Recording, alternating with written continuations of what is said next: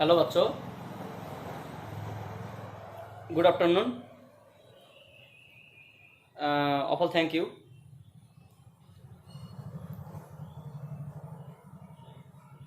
আশা করি সবাই নিশ্চয়ই ভালোই আছো।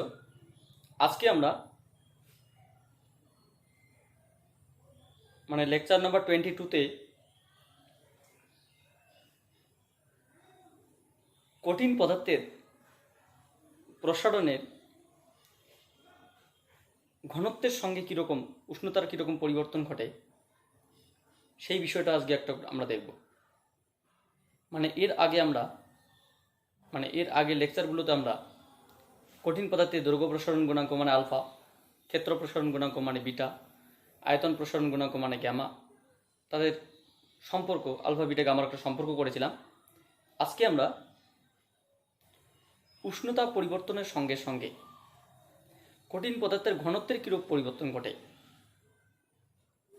সেটা দেখব। State the relation of density with temperature of a solid material। উষ্ণতা পরিবর্তনের সঙ্গে সঙ্গে কঠিন পদার্থের ঘনত্বের কি পরিবর্তন ঘটে সেটা আমরা দেখব। তাহলে প্রশ্নটা আমরা দেখব কি, প্রশ্নটা হচ্ছে গিয়ে কোনো কঠিনের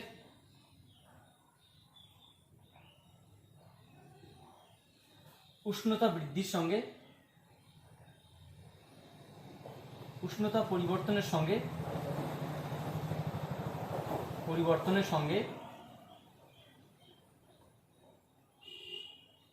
ঘনত্বের পরিবর্তনের সম্পর্ক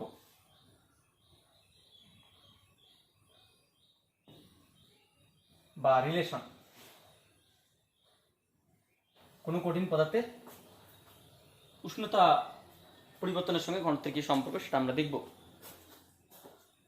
এটা খুব সিম্পল বিষয়, এটা নিয়ে চাপ নেওয়ার কোনো কিছু নেই। তো তার আগে আমরা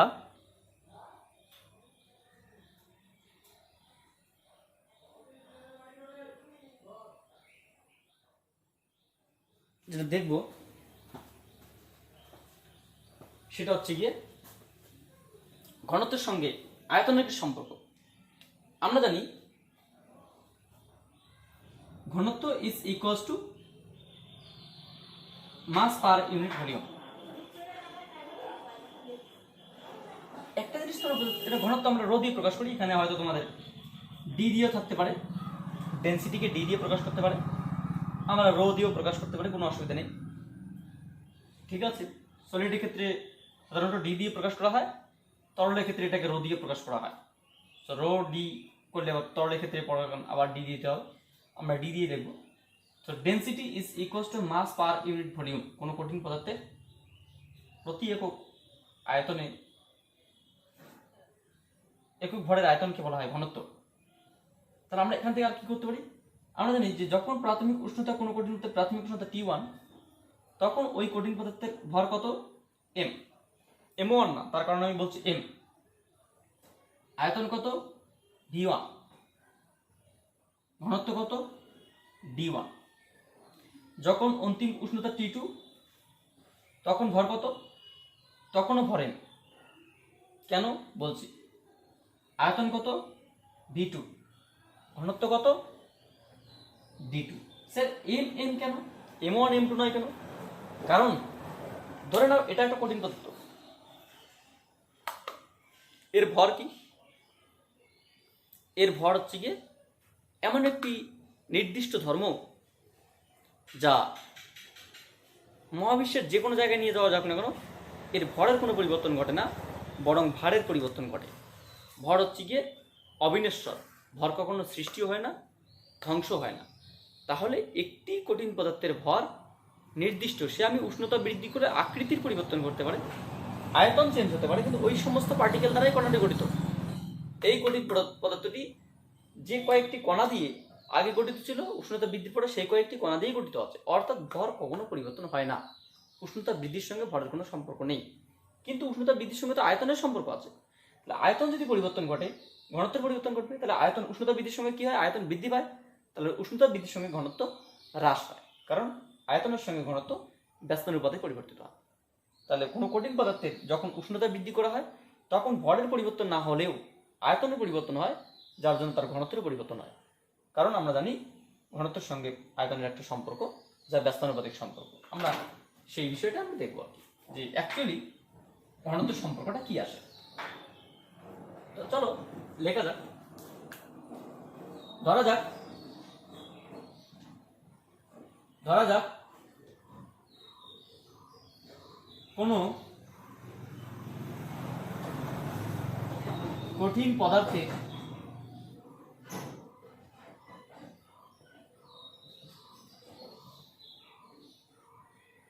T1 প্রাথমিক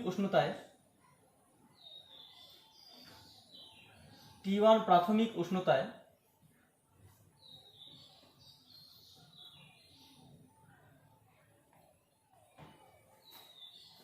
ভর, এর সাথে ভালো এখানে না, এম ভরে, ধরা যাক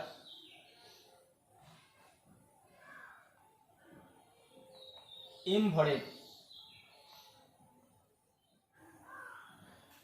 কোনো কঠিন পদার্থের T1 প্রাথমিক উষ্ণতায় আয়তন V1 ও ঘনত্ব D1 এবং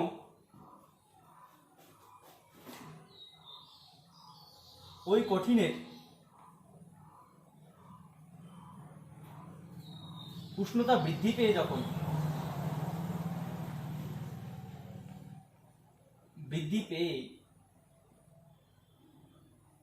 যখন T2 হয় তখন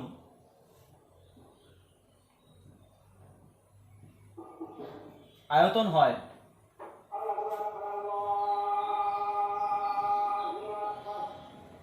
V2 এবং ঘনত্ব হয়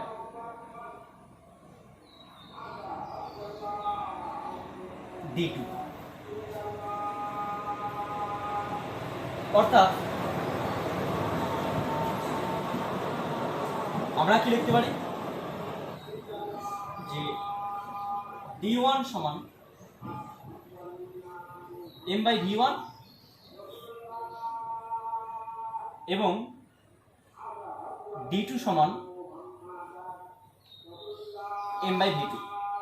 সুতরাং আমরা এখান থেকে কি লিখতে পারি যে D1/D2 is equals to m/V1 by m/V2. That means m/V1 into V2 by m. If we remove the mass from upper and lower side, then rest part V2 by V1. So D1/D2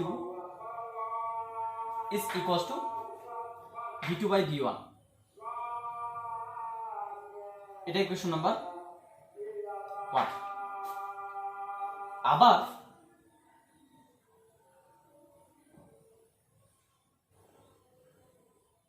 যেহেতু ওই কঠিনের উষ্ণতা বৃদ্ধি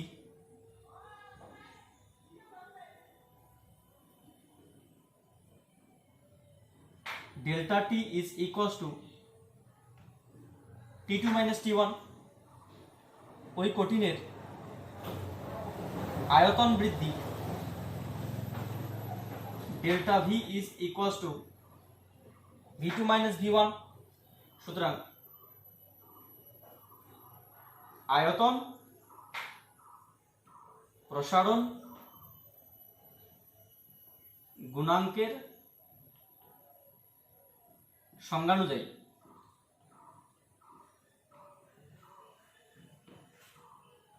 আয়তন প্রসারণ গুণাঙ্কের সংজ্ঞাটা আমরা কি লিখতে পারি, যে gamma is equals to increasing volume by initial volume into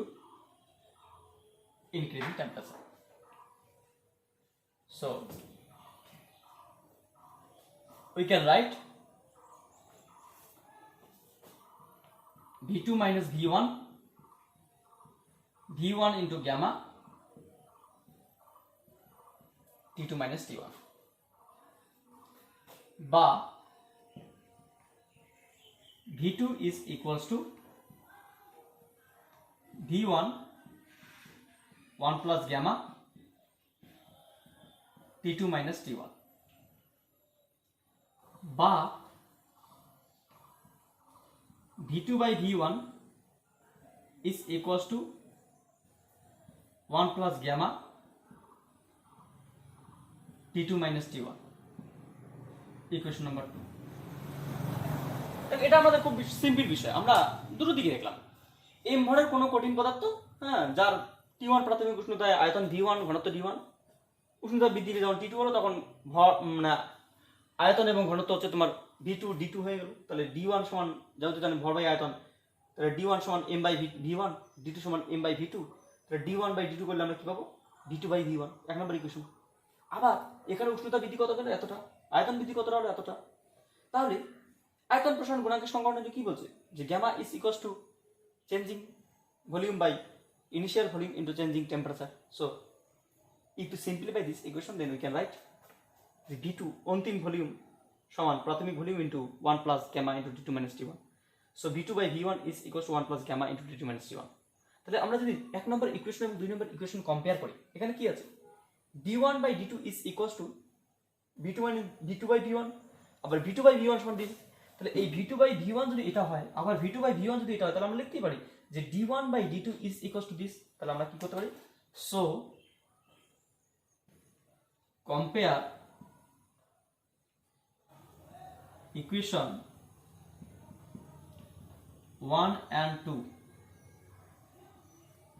we get 1 এবং 2 কে কম্পেয়ার করে আমরা কি লিখতে পারি, যে D1 by D2 1 plus gamma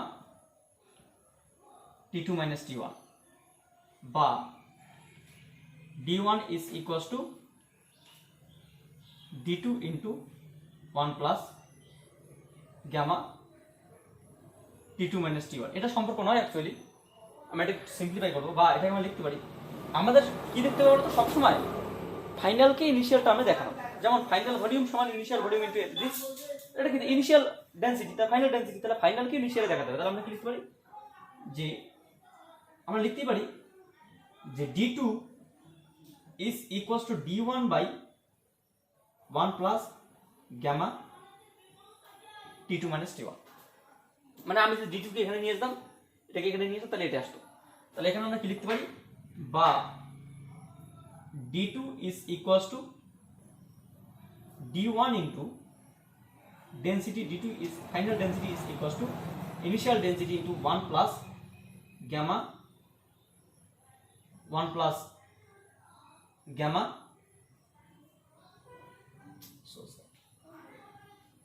1 plus gamma T2 minus T1 inverse, কারণ এটা নিচের টার্ম। এরপরে কি আসে আমাদের দেখতে হবে, তো একটু দেখছি আমাদের ক্যামেরাটা ঠিক আছে কি নেই। So that's okay. তো এটা হচ্ছে তোমাদের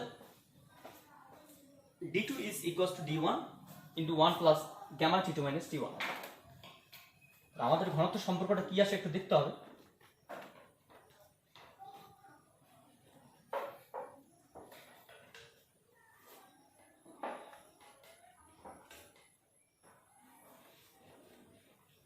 তাহলে এখানটা আমরা কি লিখতে পারি, বা D2 is equals to D1 1 plus gamma T2 minus T1। আচ্ছা, এটাকে যদি আমরা ভাঙি, তাহলে এরকম একটা সম্পর্ক আসবে। যদি তোমরা এটা জানো না, তোমাদের একটু আমি হিন্টস দিচ্ছি আর কি। d1 1 minus gamma square t2 minus t2 তার t2 মাইনাস t1 তার whole square plus gamma plus gamma square t2 minus t1 তার whole square minus gamma cube t2 minus t1 তার whole cube plus gamma 4 t2 minus t1 all to the power 4 minus dot dot infinity। Sir আপনি কি যে লিখলেন এখানে কিছু বুঝতেই পারলাম না, বোঝাটা স্বাভাবিক। এটা একটা চ্যাপ্টার আছে ম্যাথামেটিক্সে,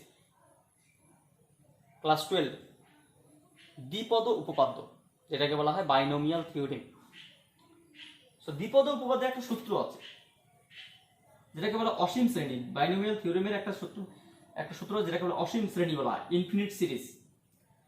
যে 1 plus x to the power minus 1, এটা একটা অসীম শ্রেণী। এটাকে যদি এক্সপ্রেস করা হয়, ভাঙা হয়, তাহলে আমরা এটা পাবো 1 minus x plus x square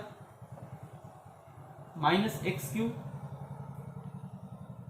plus x 4 minus x 5 plus x 6 minus x 7 plus x 8 dot dot infinity. এটা অসীম শ্রেণী। এরকম একটা আছে 1 minus x to the power minus 1, এটা মানে 1 plus x plus x square plus x cube plus x 4 plus x 5 plus x 6 plus x N plus dot infinity. যদি এখানে minus থাকে তো সবগুলো প্লাস হবে, যদি প্লাস থাকে বিজোড় সংখ্যাগুলো হচ্ছে তো মাইনাস, জোড় সংখ্যাগুলো প্লাস। বিজোড় মানে কি, এই যে x square x 4 x 6 x 8 এখানে প্লাস হবে। বিজোড় মানে x minus x cube x 5 x 7, এদের বিজোড় সংখ্যাগুলোর সামনে মাইনাস চিহ্ন আসবে। কি করে প্রমাণ করতে হয়, তাহলে প্রমাণটা তোমাদের ক্লাস 12 ম্যাথামেটিক্সের বিষয়। জাস্ট তোমরা একটু এই সূত্রটা একটু মনে রাখার চেষ্টা করো, তার সঙ্গে তোমরা এটা মনে রাখতে পারো যে বাইনোমিয়াল বা দ্বিপদ উপপাদ্য একটা বিষয় রয়েছে, যেখানে একটা ম্যাথামেটিক্সের সমীকরণ আছে, যে সূত্রটি হচ্ছে গিয়ে ইনফিনিট সিরিজ বলা হয়। যদি 1 প্লাস এক্স এর টু দি পাওয়ার মাইনাস 1 কে যদি এক্সপ্রেস করা হয়, এটাকে কখনো কখনো টেলর সিরিজও বলা হয়, কখনো কখনো ম্যাকলেডিয়ান সিরিজ বলা হয়। সেটা টেলর সিরিজ বা ম্যাকলেডিয়ান সিরিজ তোমাদের 11-12 লেভেলে নেই, এটা বিএসসি ফিজিক্স ফিজিক্যাল ম্যাথামেটিক্সের মধ্যে রয়েছে, অথবা ম্যাথামেটিক্সও রয়েছে। সো এটা টেলর সিরিজ বা ম্যাকলেডিয়ান সিরিজ বা ডিএলএমবার্ট প্রিন্সিপাল, এগুলো আমাদের জেনে লাভ নেই, এটা আমাদের মেইনলি জানতে হবে ক্লাস 12 এর ম্যাথামেটিক্সে। আমরা অত কিছু জানার দরকার নেই, মেইনলি এই সূত্রটা মনে রাখতে হবে। কেন মনে রাখতে হবে, আমি সাপোজ মনে করে ধরো তোমার এটা হচ্ছে তোমার এক্স, তাহলে কি আসলো, d1 বাদ দাও, 1 plus x to the power minus 1, তাহলে কি আসলো 1 minus x plus x square minus x cube plus x 4 minus x 5 and dot dot. তাহলে এটা আসে, ঠিক আছে। তোমরা এই সূত্রটা একটু মনে রেখো, আমি দরকার লিখে নিবে। এই সূত্রটা আমরা যদি এক্সপ্রেস করি তাহলে এরকম একটা বিষয় আসে। তারপরে আমরা কি লিখতে পারি, তারপরে আমরা লিখতে পারি বা d2 is equals to d1 into 1 minus gamma t2 minus t1। এটাই হচ্ছে তোমাদের ঘনত্বের সঙ্গে সম্পর্ক। This is the density relation. Density relation. Sir আপনি কি করলেন আবার বুঝতে পারলাম না, হট করে আপনি এত ছোট করে কি লিখে দিলেন? মানে আমি এই টার্মগুলোকে সবাইকে বাদ দিলাম, আবার এক্সপ্রেস করলাম, আবার বাদ দিলাম। কেন? এখানে এই মাইনাস চিহ্নটা আসবে হুট করে, এই মাইনাস চিহ্নটা বোঝানোর জন্য এই সূত্রটা আমরা করলাম। এই টার্মগুলো কেন বাদ গেল? কারণ আমরা জানি যেহেতু গামা এর মান খুব ক্ষুদ্র ক্ষুদ্র এবং gamma square, gamma cube, gamma 4 ইত্যাদি পদগুলো অতি ক্ষুদ্র হওয়ায়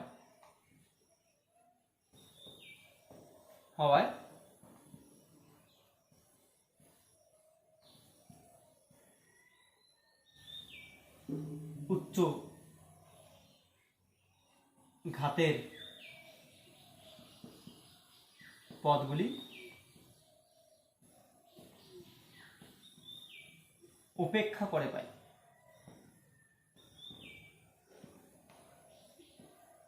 উচ্চ ঘাতের পদগুলো যদি আমরা উপেক্ষা করি তাহলে আমরা কি পাবো, যে d2 is equals to d1 1 minus gamma into t2 minus t1। একটা কথা মাথায় রাখবে যে L2 আমরা কি পেয়েছিলাম, L2 সমান হচ্ছে L1 1 plus alpha t2 minus t1। S2 কে পেয়েছিলাম S1 1 plus beta t2 minus t1। V2 কি পেয়েছিলাম V1 1 plus gamma t2 minus t1। D2 কত পাবো আমরা D1 1 minus gamma t2 minus t1। তাহলে ঘনত্বের সঙ্গে সম্পর্ক কি রকম, তাহলে এখানে আমরা কি দেখলাম, উষ্ণতা বৃদ্ধির সঙ্গে সঙ্গে অন্তিম দৈর্ঘ্য প্রাথমিক দৈর্ঘ্যের সঙ্গে বৃদ্ধি পায়। কারণ প্রাথমিক দৈর্ঘ্য এটা কি, অন্তিম দৈর্ঘ্য এটা প্রাথমিক দৈর্ঘ্য কিছু একটা মান, যদি এমনটা আসতো এই মানটা 0 তাহলে কি আসতো, অন্তিম দৈর্ঘ্য প্রাথমিক দৈর্ঘ্য সমান। তাহলে এই টার্মটা কি একটা এক্সট্রা যোগ আছে, মানে কি এক্সট্রা একটা পার্ট, তাহলে কি আসলো এটা অ্যাড হয়ে গেল। তাহলে L2 টা L1 থেকে বেশি। তাহলে এখানে আমরা বলতে পারি যে L2 টা L1 এর থেকে বেশি, এখানে S2 S1 এর থেকে বেশি, এখানে V2 V1 এর থেকে বেশি। এটা আমরা আগে জানতাম যে উষ্ণতা বৃদ্ধির সঙ্গে সঙ্গে দৈর্ঘ্য, ক্ষেত্র, আয়তন উভয় বৃদ্ধি পায়। কিন্তু এখানে কি আসলে, এখানে D1 D2 থেকে বেশি, D1 টা D2 থেকে বেশি, কারণ এখানে নেগেটিভ, অর্থাৎ যেহেতু এটার সঙ্গে এটা সমান, পুরো জিনিসটি সমান। অ্যাকচুয়ালি D1 D2 আলাদা, এটার সঙ্গে অ্যাকচুয়ালি এই পার্টটা এবং এই পার্টটা সমান।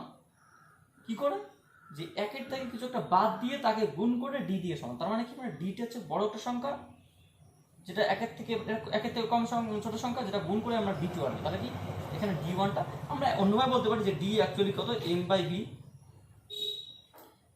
যখন উষ্ণতা T2 তখন আয়তন যখন খুব বেশি তখন আয়তন ঘনত্ব খুব কম, যখন আয়তন খুব কম তখন ঘনত্ব খুব বেশি।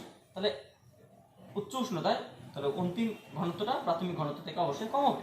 কারণ প্রাথমিক ঘনত্ব কখন হবে, যখন প্রাথমিক উষ্ণতা হবে। অন্তিম ঘনত্ব কখন হবে, অন্তিম উষ্ণতা। তাহলে উষ্ণতা বৃদ্ধির সঙ্গে সঙ্গে ঘনত্ব হ্রাস পায়, আর অন্তিম ঘনত্বটা অবশ্যই প্রাথমিক ঘনত্ব থেকে কম হবে। অর্থাৎ এখানে আমরা বলতে পারি যে D1 greater than D2।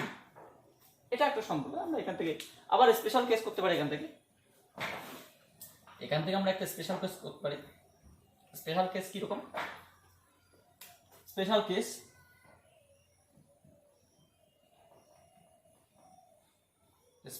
কি রকম, স্পেশাল কেস হচ্ছে গিয়ে যদি T1 সমান 0 ডিগ্রি সেলসিয়াস থেকে শুরু হয় তখন D1টা কত, D0।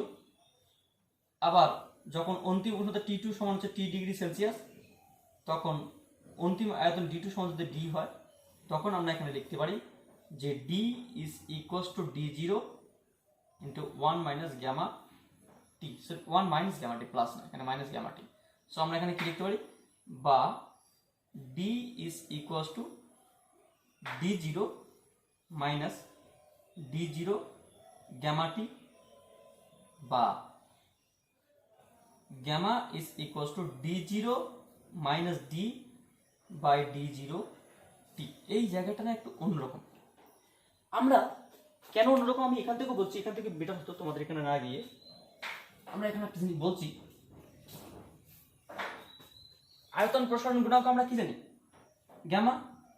অন্তিম আয়তন মানে আয়তন বৃদ্ধি, অন্তিম আয়তন মানে প্রাথমিক আয়তন বাই প্রাথমিক আয়তন ইন্টু T2 minus T1। যদি আমরা বলি বিটা সমান কি জানি, S2 minus S1 into T2 minus T1।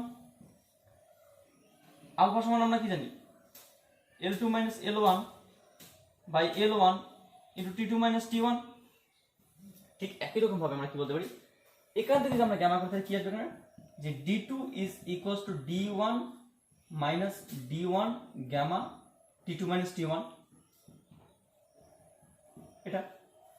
বা এখানে আমরা কি লিখতে পারি, এই টার্মটাকে এদিকে নিয়ে আসলাম, তাহলে D1 gamma T2 minus T1 is equals two D1 minus D2, বা গ্যামা ইজ ইকুয়ালস টু কি লিখতে পারি, যে D1 মাইনাস D2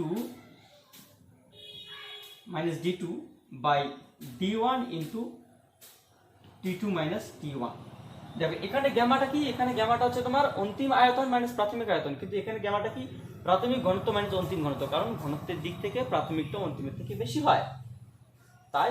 কিন্তু এখানে প্রাথমিক আয়তন অন্তিম প্রাথমিক ঘনত্ব প্রাথমিক প্রতি প্রাথমিকের উপর যা ঘটনা ঘটবে, কিন্তু সবসময় কি হয় মানে ঘনত্বটা উষ্ণতা বৃদ্ধির সঙ্গে হ্রাস পায়। যাই হোক এগুলো একটু মনে রেখো, এগুলো তোমাদের ম্যাথামেটিক্স করতে কাজে লাগবে, কারণ একটু সমস্যা হবে, এগুলো সম্পর্কগুলো একটু জানবে। So thank you for watching my video.